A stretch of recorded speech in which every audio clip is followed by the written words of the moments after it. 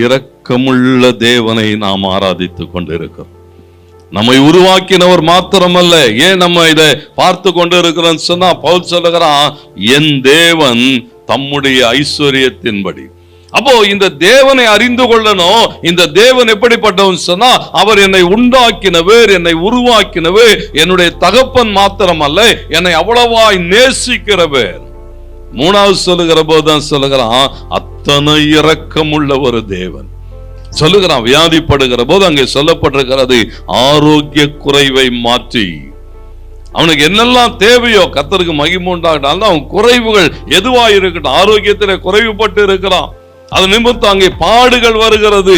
தேவனுடைய இரக்கம் வெளிப்படுகிற போது அங்கே சொல்லப்பட்டிருக்கிறது, அவனுடைய வியாதி மாறி போகிறதை பார்க்கிறோம். வியாதி மாறுகிறது மாத்திரமல்ல, அந்த மரண படுக்கை மாறுகிறது. ஏன்னா அந்த மரண பயம், மரண திகில் ஆண்டவர் கரங்கள்ல நீங்க ஒப்பு கொடுத்து ஜெபிக்கிற போது சொல்லுகிறது, அவனுடைய மரண படுக்கை மாற்றப்படுகிறது.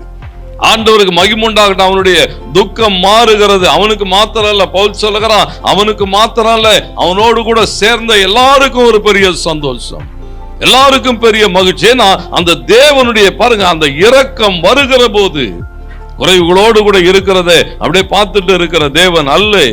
ஆரோக்கியத்திலே குறைவுபட்டு இருக்கிற ஆண்டவருக்கு மகிமை உண்டாட்டும், பலவீனப்பட்டிருக்கிறான், வியாதிப்பட்டிருக்கிறான், மரணத்துக்கு நேராக ஓடிக்கொண்டு இருக்கிறான், ஆண்டவர் மகிமைப்படத்தக்கதாக வேதம் சொல்லுகிறது, ஒரு நல்ல சமாரியனை தொழுது கொள்ளுகிறோம். இரக்கம் உள்ளவர். அப்படியே பார்த்துட்டு எல்லாரும் போல என்ன செய்ய மாட்டாரா, அப்படியே கடந்து போக மாட்டார். இல்ல எனக்கு வேலை இருக்குது, இல்ல எனக்கு காரியம் இருக்கு, இதெல்லாம் என்னால முடியாதுன்னு கடந்து போகிறவர் அல்ல.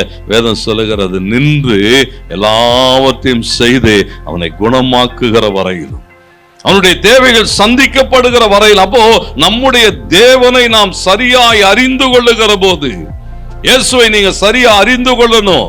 ஒவ்வொரு நாளும் அந்த இரக்கம் உள்ள தேவன் நம்மளை என்ன செய்ய மாட்டான்னு சொன்னா, அப்படியே அந்த கடும் போராட்டத்தோடு கூட விட்டுட்டு போயிட மாட்டார், குறைவுகளோடு கூட விட்டுட்டு போக மாட்டார். ஆசீர்வதிப்பன்னா ஆசீர்வதிப்பார் எல்லா வகையிலும்.